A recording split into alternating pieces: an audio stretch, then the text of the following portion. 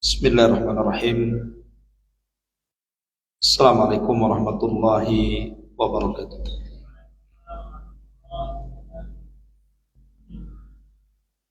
Alhamdulillah, wassalatu wassalamu ala rasulillah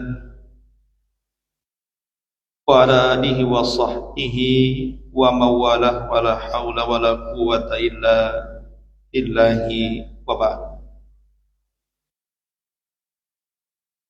Alhamdulillah, di malam ini kembali kita bisa duduk bermajelis ilmu di Masjid Muhajirin. Salawat dan juga salam hadiahkan kepada Rasul kita Nabi besar Muhammad sallallahu alaihi wasallam. Baik, kita lanjutkan kajian kita, masih membahas tafsir dari surah Al-Baqarah, dan kita masuk pada ayat ke-67 dan seterusnya. A'udzubillahi minasyaitonirrajim. Bismillahirrahmanirrahim. Wa idh qala Musa liqaumihi innallaha ya'murukum an tadhbahu baqarah qalu atattakhiduna huzwa qala a'udzu billahi an akuna minal jahilin. Ingatlah ketika Musa berkata kepada kaumnya, Allah memerintahkan kamu agar menyembelih seekor sapi. Lalu mereka bertanya, apakah engkau akan menjadikan kami sebagai bahan ejekan? Maka Musa menjawab, aku berlindung kepada Allah agar tidak termasuk orang-orang jahil. Surah Al-Baqarah ayat 67, tepatnya sampai ayat ke-74, mengkisahkan kepada kita tentang kisah Baqaratu Bani Israel. Kisah tentang sapi betina milik Bani Israel.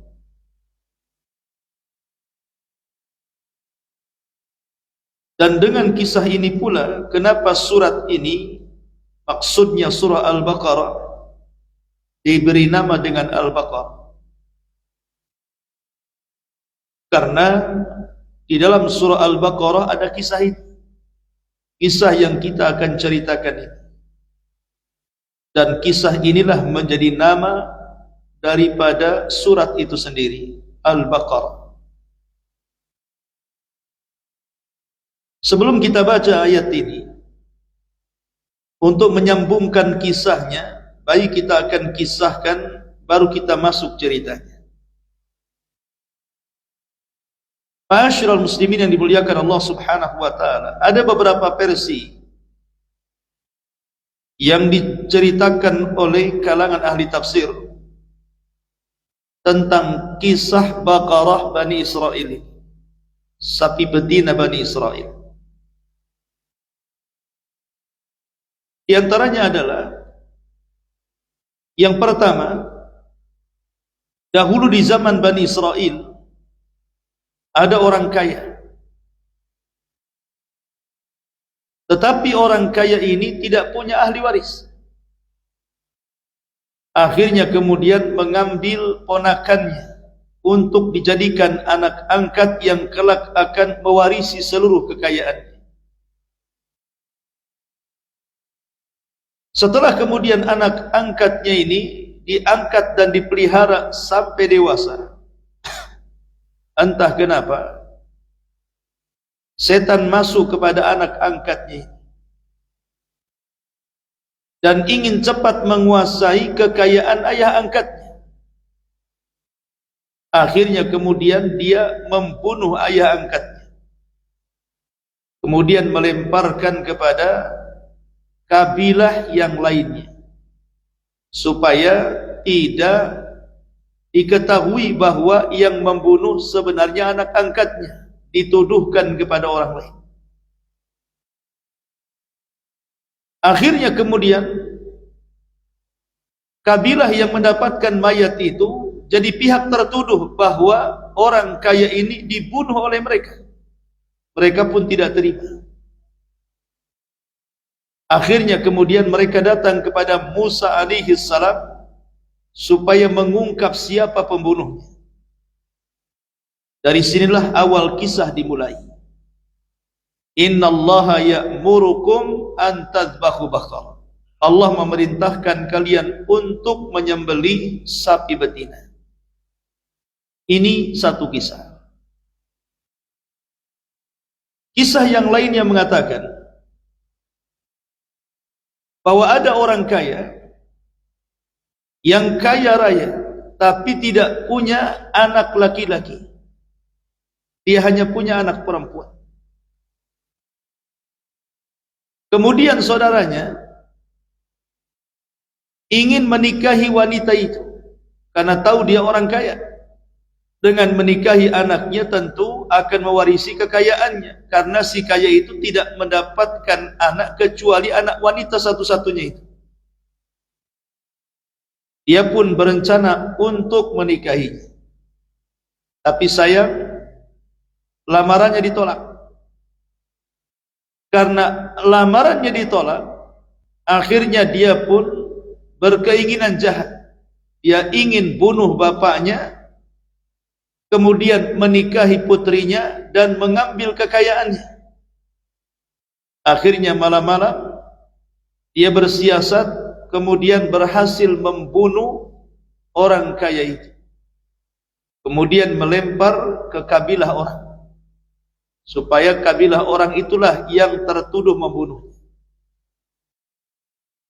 Akhirnya kemudian orang-orang yang dituduh membunuh padahal tidak membunuh tidak terima, dan mereka datang kepada Nabi Musa alaihi salatu wassalam untuk diungkap siapa pembunuhnya.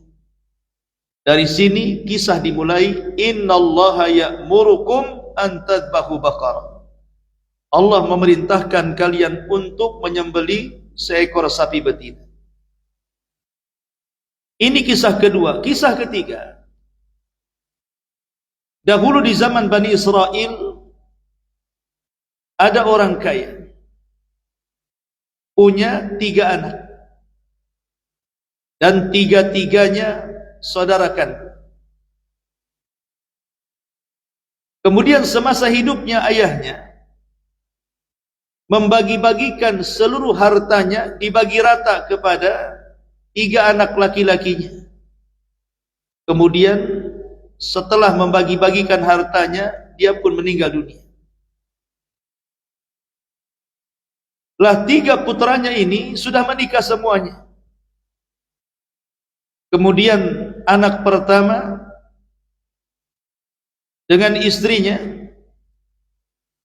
dia berusaha untuk mengembangkan harta warisan dari orang tuanya. Akhirnya dia pun menjadi kaya raya dan tidak menyumbangkan sedikit pun dari hartanya. Adapun anak kedua dengan istrinya, dia menyumbangkan separuh hartanya dan separuhnya lagi digunakan untuk dikembangkannya. Akhirnya dikembangkan, tapi tidak sekaya anak pertama. Adapun anak ketiga malah disedekahkan semuanya karena tidak punya apa-apa. Akhirnya dialah yang paling miskin dari semuanya. Tiga keluarga ini, anak pertama yang kaya raya punya anak perempuan. Adapun anak kedua yang kekayaannya di bawah daripada anak pertama punya anak laki-laki. Adapun yang terakhir anak ketiga miskin karena semua hartanya disedekahkan, dia pun punya satu anak laki-laki.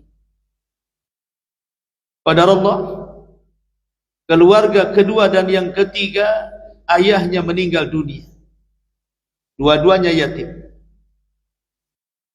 Akhirnya kemudian ibu keduanya mengatakan kepada anak laki-lakinya, cepat kalian nikahi wanita itu dari keluarga ketiga.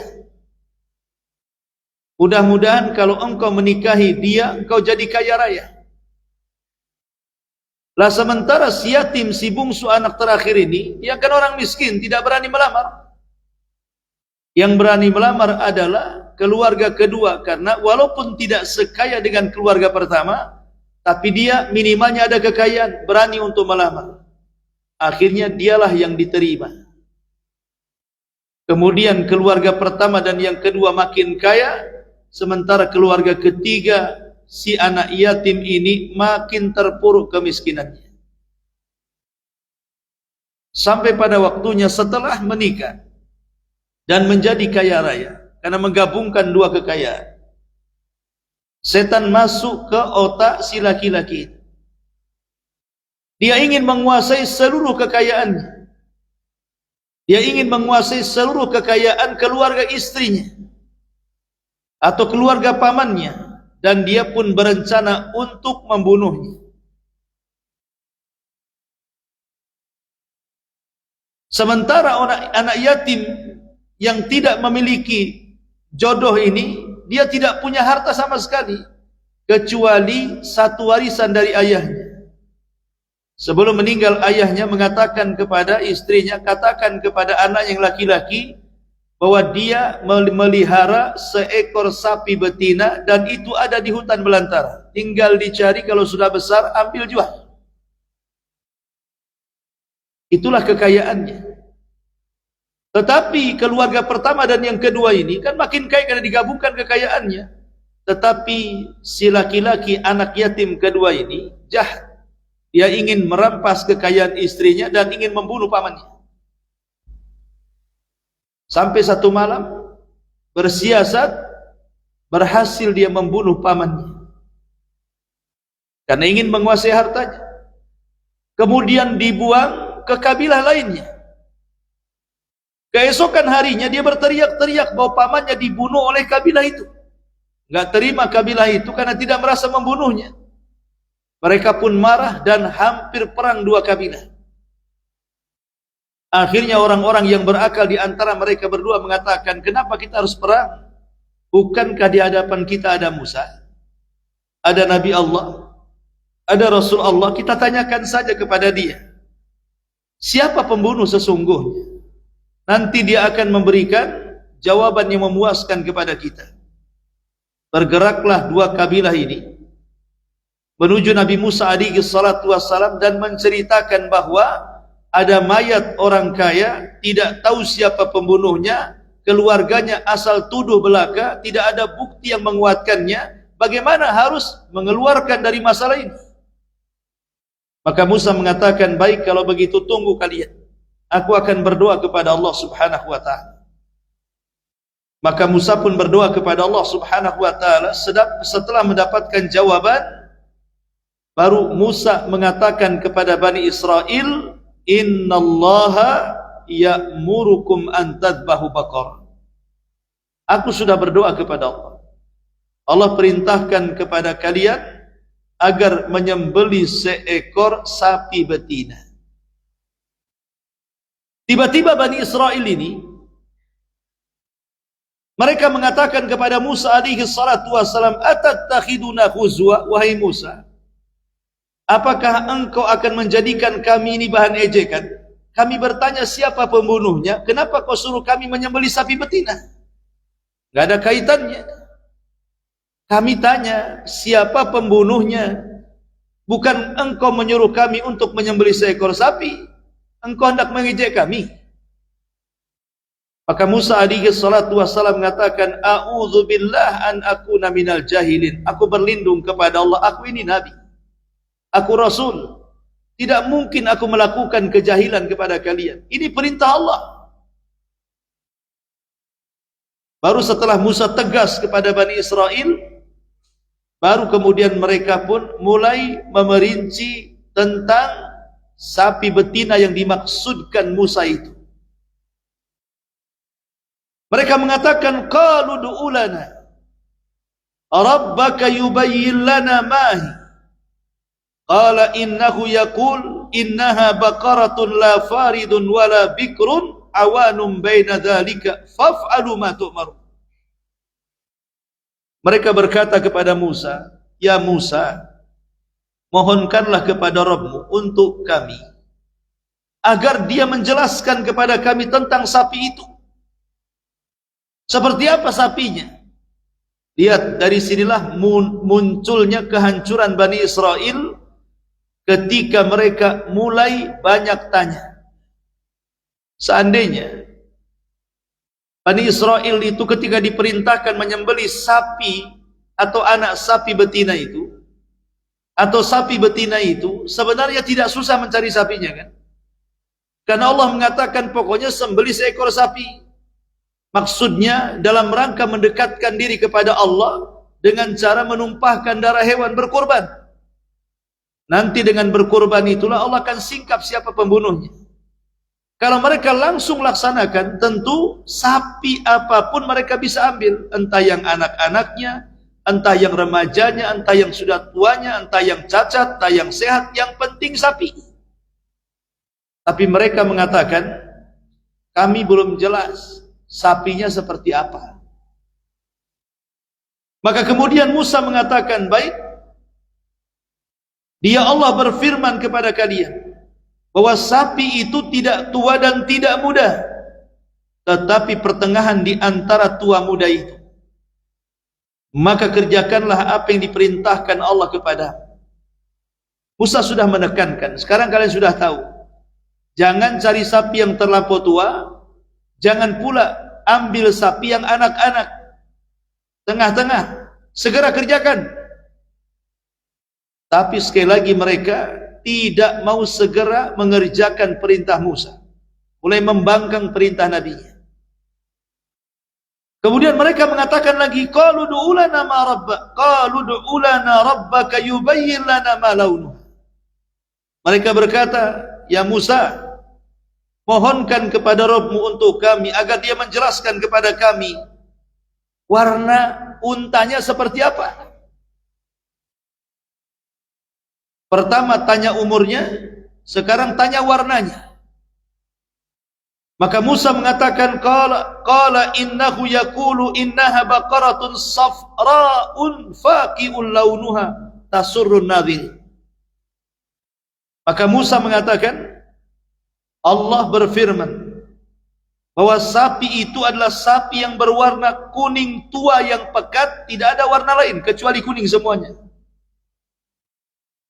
Kemudian kalau ada orang yang melihat, maka semua senang melihatnya. Bayangkan, dua syarat ini mulai sulit dicari. Kalau syarat yang pertama, tidak tua tidak muda, mungkin mudah nyarinya.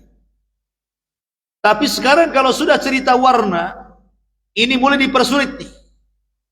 Karena sapi betinanya harus warna kuning pekat, tidak ada warna kecuali kuning.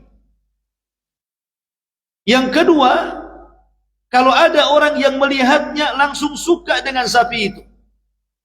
Padahal kan tidak semua orang suka sapi.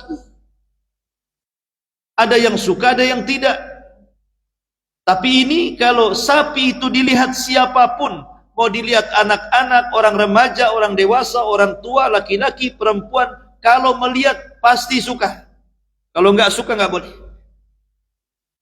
Lihat, mulai dipersulit tuh. Tapi apakah mereka puas dengan penjelasan Musa? Tidak. Dan ini membuktikan degilnya Bani Israel, keras kepalanya Bani Israel. Mereka masih bertanya lagi kepada Musa. Qalu du'u lana rabbak yubayyin lana mahi innal baqara tashabaha alaina wa inna insyaallahu lamuhtadun. Mereka berkata, ya Musa, mohonkanlah kepada Rabbmu untuk kami agar dia menjelaskan kembali kepada kami tentang sapi itu.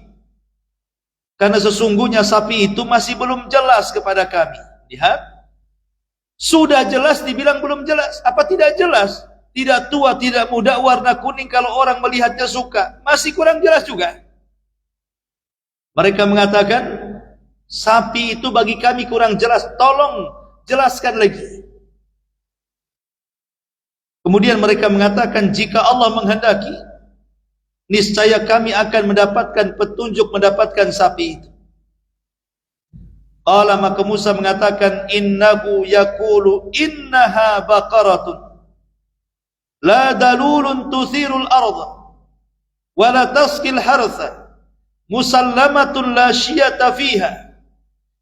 Dia Musa menjawab, dia Allah berfirman bahwa sapi itu adalah sapi yang belum pernah dipakai untuk membajak tanah dan tidak pula untuk mengairi tanaman, sehat dan tanpa ada belang.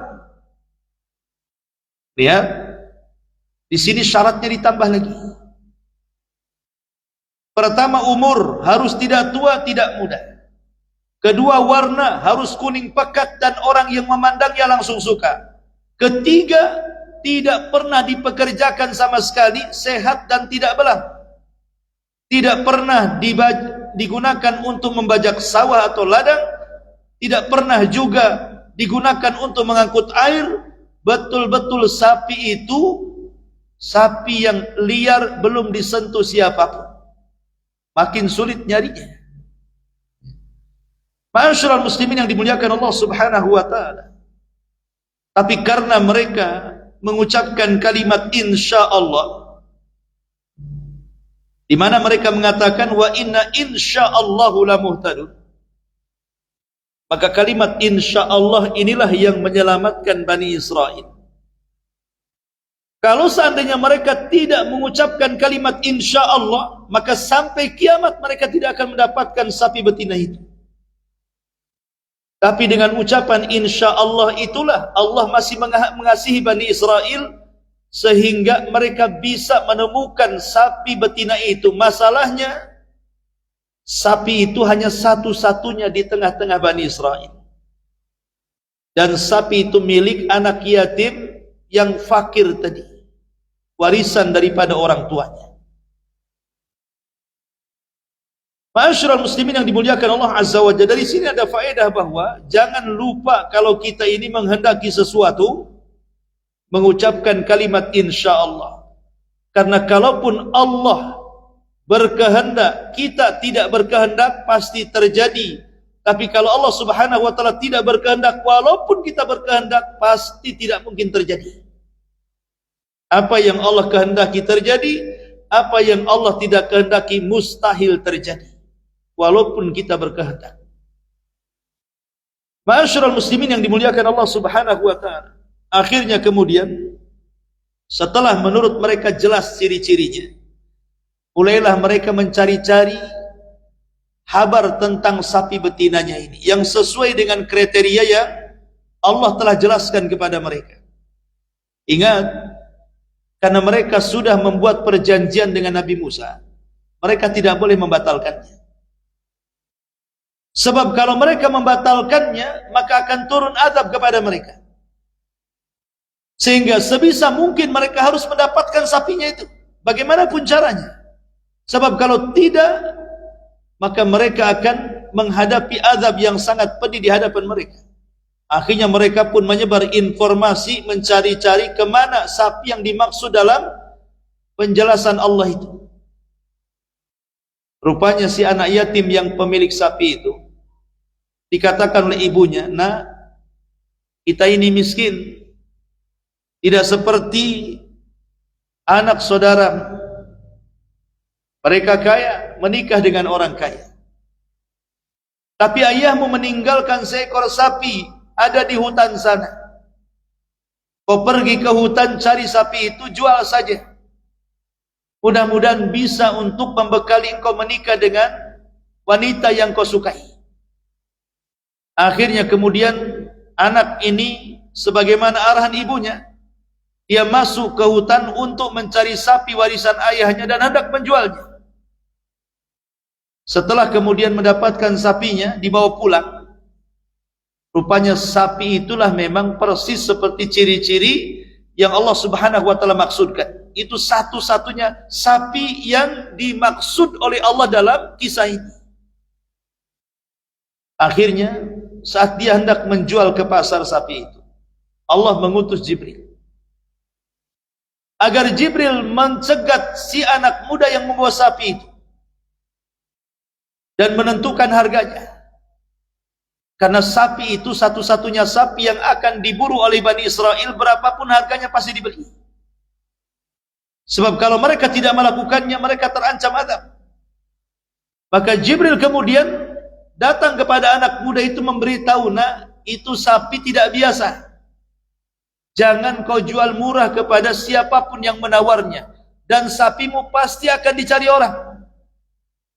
Anak muda ini heran dan mengatakan, "Siapa kamu?"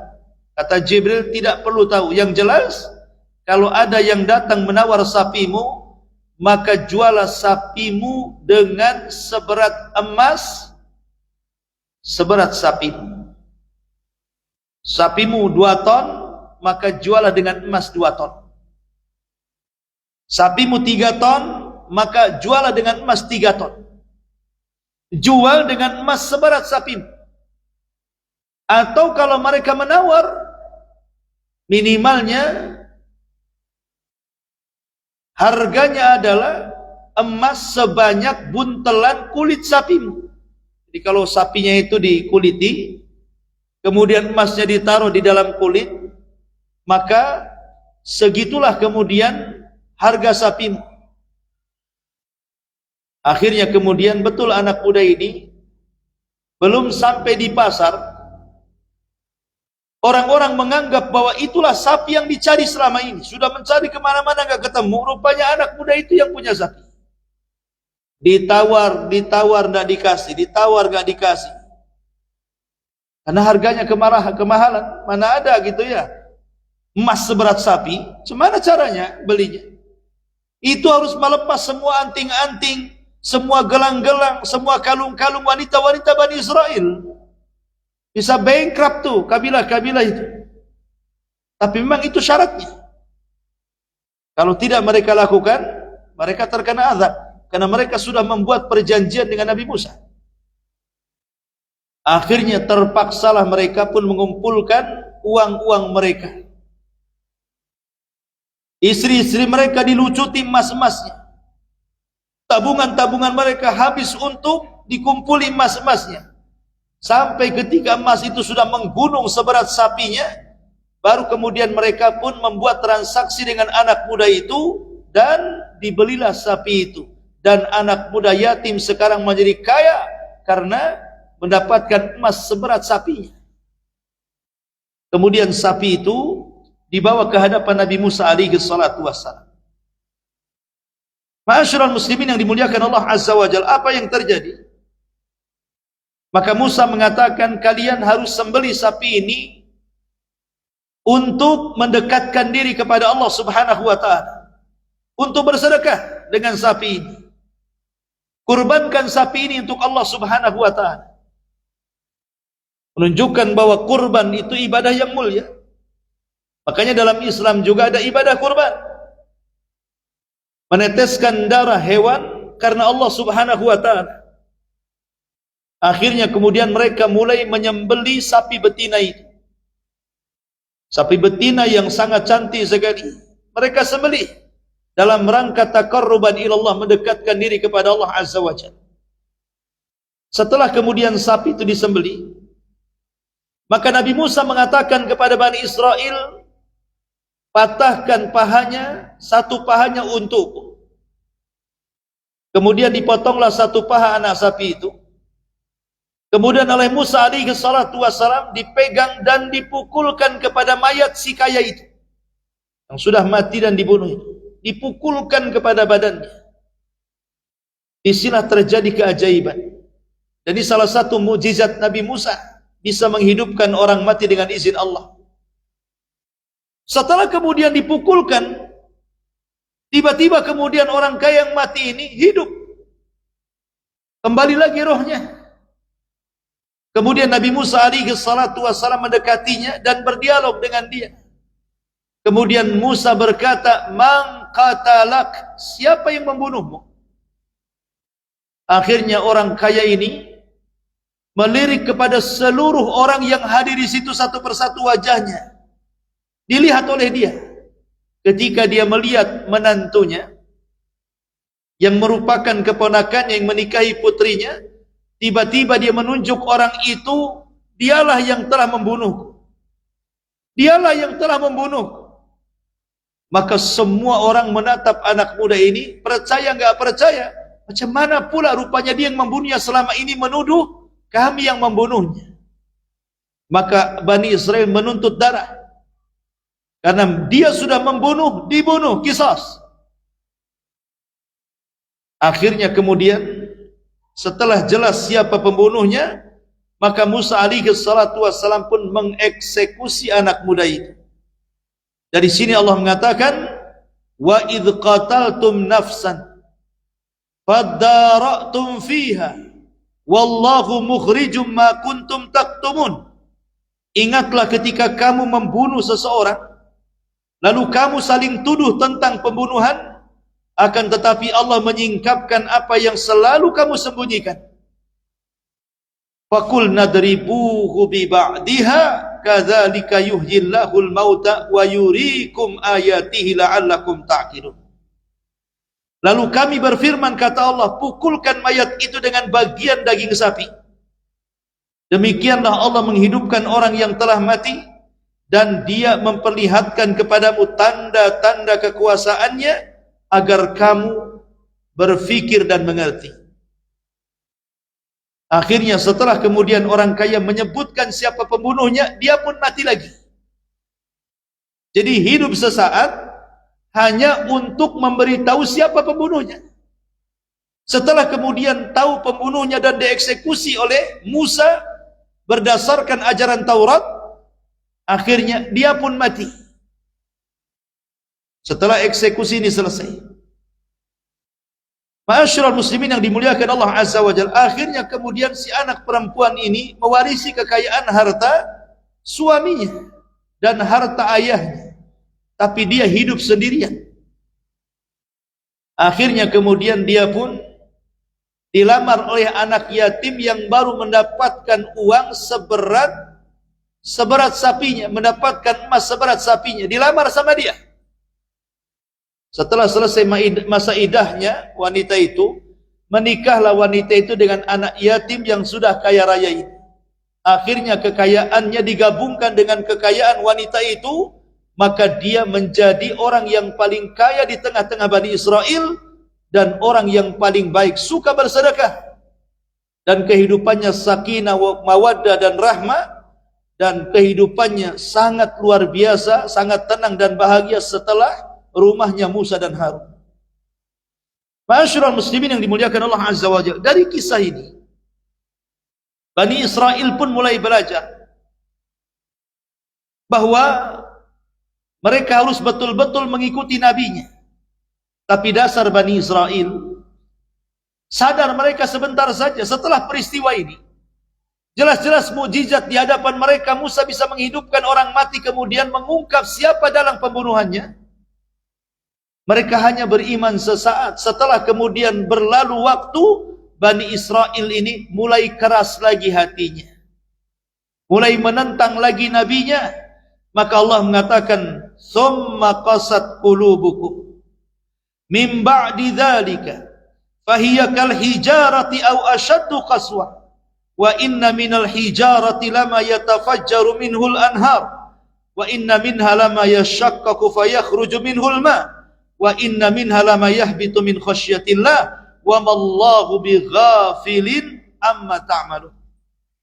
Setelah kejadian itu, maksudnya kejadian penyingkapan pembunuhan di tengah-tengah Bani Israel dan diungkap oleh Musa siapa pembunuhnya. Setelah kejadian itu, lalu hatimu menjadi keras sehingga hatimu seperti batu. Bahkan lebih keras dibandingkan batu. Padahal dari batu-batu itu pasti ada sungai-sungai yang memancar dari batu. Ada pula dari batu itu yang terbelah lalu keluar mata air. Dan ada lagi yang memuncratkan dari batu itu air karena takut kepada Allah, tidaklah lengah terhadap, dan ingat Allah tidak pernah lengah terhadap apa yang engkau kerjakan. Sekeras-kerasnya batu saja, kalau ditetesi air setiap hari lama-lama bisa lupa. Tetapi Bani Israel itu keras, memang keras degil. Mereka sadarnya sebentar, kemudian kurang ajar lagi dengan Allah dan Rasul. Itulah orang yang keras hati, susah untuk mendapatkan nasihat, dan susah untuk didakwahi, dan susah untuk diluruskan. Ma'asyiral muslimin yang dimuliakan Allah Azza wa Jalla, faedah dari kisah ini, yang pertama tentu di sini ada qudratullah, ada kuasa Allah Subhanahu wa ta'ala. Allah menampakkan kekuasaannya dengan memerintahkan kepada Musa untuk diperintahkan kepada Bani Israel mengungkap kejahatan. Dengan cara apa? Menyembelih seekor sapi kemudian memukulkan bagian pahanya kepada orang yang mati itu. Akhirnya hidup. Orang mati bisa hidup. Kalau bukan kuasa Allah, siapa lagi yang berkuasa? Dan ini menunjukkan qudratullah, kekuasaan Allah Subhanahu wa ta'ala, bisa menghidupkan yang sudah mati. Yang kedua di sini, fadhu suluki Bani Israel. Allah hendak menyingkap borok-borok akhlak-akhlak Bani Israel. Bahwa mereka umat yang suka menyelisihi nabinya. Mereka umat yang suka berselisih dengan nabinya. Wajar kalau seandainya mereka dihancurkan oleh Allah Subhanahu wa ta'ala. Makanya di zaman Nabi, ketika Nabi SAW mengatakan Allah telah mewajibkan kepada kalian wahai sahabat-sahabatku haji ke Mekah, maka hajilah kalian. Tiba-tiba ada seorang sahabat nyeletuk, afi kulli amin ya Rasulullah, apakah tiap tahun wahai Rasul? Rasul diam. Kemudian sahabat ini mengatakan afi kulli amin ya Rasul, apakah setiap tahun wahai Rasul? Rasul diam. Sampai 3 kali. Rasul tak mau jawab. Kenapa? Rasul mengajarkan kepada umatnya, kalau sudah ada perintah laksanakan, jangan banyak ngomong. Itu tanda ketundukan kita kepada Nabi. Tapi orang ini terus ngomong, apakah tiap tahun? Rasul tidak. Apakah tiap tahun Rasul? Apakah tiap tahun Rasul? Akhirnya Nabi SAW jengkel dan mengatakan, seandainya aku jawab iya, apa kalian sanggup? Kalau seandainya aku jawab iya, tiap tahun, apa kalian sanggup haji? Yang seumur hidup sekali saja kita ngumpulkan uangnya setengah mati. Cemana pula setiap tahun ke Mekah? Apa enggak bankrupt harta kita ini? Bisa jual rumah, bisa jual kebun, bisa jual kendaraan. Kemudian Rasul mengatakan, "Dzaruni ma taraktukum." Sudah, apapun yang sudah saya perintahkan laksanakan. Tidak usah banyak cakap bahasanya. Kemudian Rasul mengatakan, "Fa inna ma ahlaka man kana qablakum kasratu masailihim wa ikhtilafuhum ala anbiyaihim." Ingat, hancurnya umat sebelum kalian itu karena banyaknya perselisihan kepada nabi-nabinya dan banyaknya pertanyaan kepada nabi-nabinya. Seolah-olah Rasul ingin mengisyaratkan kepada siapa? Kepada kisah ini, Bani Israel ini. Gara-gara banyak tanya, akhirnya hampir mereka tidak bisa melaksanakannya. Ujung-ujungnya bangkrut, hartanya habis semuanya. Maka kalau sudah Allah perintahkan, kalau sudah Rasul katakan, sami'na wa ata'na, selesai. Innama kana qaulul mu'minin idza du'u ila Allahi wa rasulihi liyahkuma bainahum an yaqulu sami'na wa ata'na. Allah mengatakan, kata kunci seorang mukmin itu, Kalau diseru kepada Allah dan Rasulnya untuk berhukum kepada sesuatu, maka mereka hanya mengatakan sami'na wa ata'na, kami siap dengar, setelah itu kami siap taat. Ala ra'si wal aini, orang Arab mengatakan ala ra'si wal aini, siap, saya pertaruhkan kepala dan mata saya. Harusnya seperti itu seorang. Ini yang kedua. Yang ketiga, ahammiyatul istijabah, pentingnya bersegera melaksanakan perintah. Karena Musa mengatakan Allah memerintahkan kalian untuk menyembelih seekor sapi. Kalau Bani Israel langsung segera, yang penting ketemu sapi main sembelih, selesai itu, kasus pasti cepat diungkap. Tapi karena mereka mengulur-ngulur perintah dengan banyak tanya dan menyelisih nabinya, akhirnya entah berapa waktu mereka mencari sapi itu. Sampai mereka disibukkan kabilah-kabilah hanya untuk mencari sapi itu. Habis waktu, habis tenaga, habis uang, habis biaya. Karena mereka harus melakukannya. Mereka sudah melakukan perjanjian dengan Nabi Musa alaihi salatu wassalam masalahnya. Maka dari sini pentingnya kalau sudah Allah dan Rasulnya yang merintahkan, segera laksanakan. Segera laksanakan. Itu pentingnya al-istijabah. Kemudian yang keempat, tahdzir minaz zulmi. Di sini ada peringatan tentang bahaya kezaliman. Yang namanya perbuatan zalim, baik cepat ataupun lambat, pasti ada balasannya di hadapan Allah. Anak muda ini, dia hendak melakukan kezaliman. Pertama, dia ingin menguasai harta pamannya. Yang kedua, dia ingin menguasai harta diat pamannya. Karena kalau seandainya nih, pamannya dibuang ke kabilah lain, kemudian dia bisa mengklaim bahwa kalian yang membunuh pamannya walaupun dia sendiri membunuhnya, maka mereka walaupun tidak dikisos, mereka harus bayar diat 100 ekor unta. Jadi anak muda ini satu dayung 2 pulau terlewati bahasanya. Dapat warisan dari pamannya yang merupakan mertuanya, dapat juga diat dari pembunuhannya 100 ekor unta. Kan serakah namanya.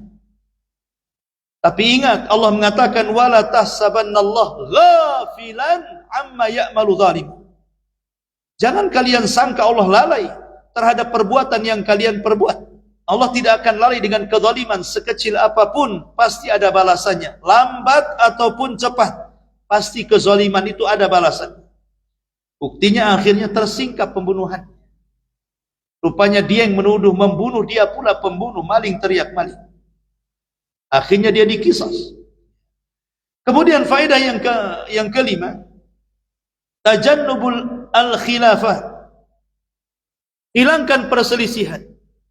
Seperti Bani Israel saat berselisih tuduh-tuduhan siapa yang membunuh, maka orang-orang yang berakal di antara mereka, kenapa kita tidak datang kepada Musa supaya kita tidak bersih tegak dan mencari jalan keluar? Daripada kita berselisih seperti ini, nggak ada ujung pangkalnya. Datang saja kepada Nabi Musa. Maka siapapun yang menyelesaikan masalah dikembalikan kepada putusan Allah dan Rasulnya, itulah solusi terbaik. Sebagaimana Allah mengatakan, fa in tanaza'tum fi syai'in farudduhu ila Allahi war Rasul. Kalau kalian bermasalah dalam sebuah perkara, perkara apa saja, mau dunia mau akhirat, kembalikan kepada Allah dan Rasulnya. Itu solusi untuk memecahkan masalah dalam kehidupan kita, baik kecil ataupun besar masalahnya. Ma'asyiral muslimin yang dimuliakan Allah Azza wa Jalla. Dan yang terakhir tentunya dari faedah kisah ini, di sini ada faedah tarbawiyah, faedah pendidikan, bahwa seseorang tidak boleh langsung menuduh. Karena yang membunuh ini kan langsung membunuh. Oh, kabilah itu yang membunuh mertua saya. Akhirnya jadi heboh. Jangan suka memfitnah, jangan suka menuduh kalau tidak ada bukti. Karena menuduh tanpa bukti ini bagian kejahatan dalam Islam. Karena bukti dalam Islam itu sangat diperhitungkan. Seperti ada orang yang nampaklah pakaiannya nampak kayak wanita-wanita nakal. Mungkin auratnya terbuka, Jangan langsung kita katakan itu pezina. Tidak bisa hanya gara-gara pakaian kita katakan dia pezina. Menuduh orang wanita baik-baik yang tidak pernah berzina dikatakan berzina, maka dia mendapatkan pukulan 80 kali dalam Islam. Karena bagaimanapun kehormatan seorang muslim dijaga dalam Islam. Begitu juga umpamanya kita hendak atau mendapatkan kabar dari orang bahwa si anu begini. Kita tidak boleh langsung mengingkari kemungkaran kalau hanya sekedar mendengar, harus melihat. Tidak boleh langsung menuduh. Disitulah pentingnya at-tatsabbut wat tabayyun. Allah mengatakan idza jaa fasikum binaba'in fatabayyan. Kalau datang orang fasik kepadamu membawa kabar gembira, maka jangan langsung ditelan mentah-mentah berita ini. Sampai kalian cross check dulu, betul enggak berita itu, salah atau benar? Idza jaa fasikum binaba'in fatabayyan. Harus tabayyun dulu. Apalagi ini sekarang kabar-kabar seperti sekarang ini kan banyak berita-berita hoax yang ada di internet, di YouTube dan yang semacamnya. Maka hati-hati dalam menyaring berita. Apalagi berita ini dikuasai oleh orang-orang fasik, orang-orang kafir. Terkadang mereka pandai menggiring opini. Yang benar menjadi salah, yang salah jadi benar. Maka disinilah pandai-pandainya kita ini tabayyun dan tasabbut. Untuk cross check dalam sebuah berita, jangan sampai kita menuduh yang salah jadi benar, yang benar pula jadi salah. Inilah di antara faedah daripada kisah Baqaratu Bani Israel. Wallahu a'lam bishawab. Subhanaka wa bihamdika asyhadu an la ilaha illa anta astaghfiruka wa atubu ilaik. Allahu ta'ala alam. Assalamualaikum warahmatullahi wabarakatuh.